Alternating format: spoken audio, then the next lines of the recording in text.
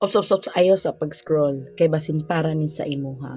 Usahay ba nakapangutana ba ka sa imong kaugalingon or nakaistorya ba ka nga lisod kayo ang kinabuhi no? Usahay lisod gid ang kinabuhi igsuon, pero mas lisod kung wala ang Ginoo. Kaysa atong kinabuhi mga igsuon, normal ra gid ng mga problema. Normal ra na mga problema samtang nga buhi pa ta. Usahay dili lang isa, usahay sunod-sunod pa gyud nga mga problema nga moabot sa atoa. Ug lisod kaayo isip nga mga tao ta, limitado ra ta. Limitado ang atong kusog, limitado ang atong mga kahibalo, ug limitado ang atong mahimo. Maunang moabot gyud ang panahon nga kapuyon ta. Mahurot ta ug usahay murag dili na gyud makaya. Natural ra igsuon nga lisod gyud ang kinabuhi ug perting daghanang pagsulay. Pero maayo na lang gyud kay naay Ginoo nga andam nato maduulan. Nga pwede nato anytime maduulan. Pero hunahuna agod no, unsa na lang kaha kung wala gyud ang Ginoo. Sigurado gyud ko nga mas grabe pa ang kalisod. Kay si kinsa man ka mosulti kung wala nay maminaw sa imo. Kung nasakitan ka, kinsa man lay masumbungan nimo. Kang kinsa man ka mangayo og tabang kung grabe na kaayo ka bugat sa imong gidaladala. Kang kinsa ka mosumbong kung paminaw nimo nga ang tibuok kalibutan kontra na nimo. Sa Ginoo ra man gyud ta makaduol ug wala nay lain pa. Kay siya ra man gyud ang tinuod nga makatabang sa atoa. Siya ra ang tinuod nga nakasabot sa atong mga gipang-agian. Siya ra gyud ang dili mobiya. Ug siya ra gyud ang ato ang masultian bisag usahay nga ulahin.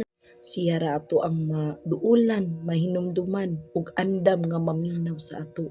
Muna igsuon nga magpasalamat gyud ta nga naay Ginoo. Bisag grabe na kay kabugat ug lisod ang ato ang kinabuhi. Mauna kapasalamatan gid nato ang ato ang buhi nga Dios. Usahay dili na ta makasabot, usahay wala na tay mahimo. Kung dili makaingon na lang ta nga Lord, ako na ning ihatag sa imuha ang tanan kay wala na kay choice kun dili ang pagsumbong o pagduol ra gyud sa Ginoo. Si Lord ra gyud ang atong masumbungan, si Lord ra gyud atong maistorya, si Lord ra gyud ang ato ang pwede mapag-awasan sa atong mga gipangbati nga dili nato pwede isaba sa uban. Igsuon niingon siya diha sa Salmo 23:4. Bisan pa man mulakaw ako sa ngit-ngit kaayo nga walog, dili ako mahadlok sa dautan kay ikaw anaa man uban kanako. Hallelujah. And then ingon pa gyud siya diha sa Hebreo 13:5, miingon ang Dios dili gayud ti kabiyaan ug dili gayud ti kapasagdan. So grabe ang word ni Lord, grabe ang promise, grabe ang saad sa Ginoo sa atong mga igsuon. Sometimes dili na gid ta makasabot sa ato tungod sa kadaghan natong mga problema. Dili ta kasabot, makaingon na lang ta nga Lord, I surrender all, isurrender na ko ning tanan mga kasakit. Pag human na to og surrender sa atong mga kabug-aton sa atong mga problema igsuon, matingala na lang ka nga ang imong kasing-kasing ninggaan. Mauna nga kasing-kasing nga dili nimo matagamtaman sa kalibutan nga sometimes kung sa kalibutan ka moduol pug naa kay problema moadto ka sa barkada wala sila lain mahatag kun dili mag-inom-inom ta.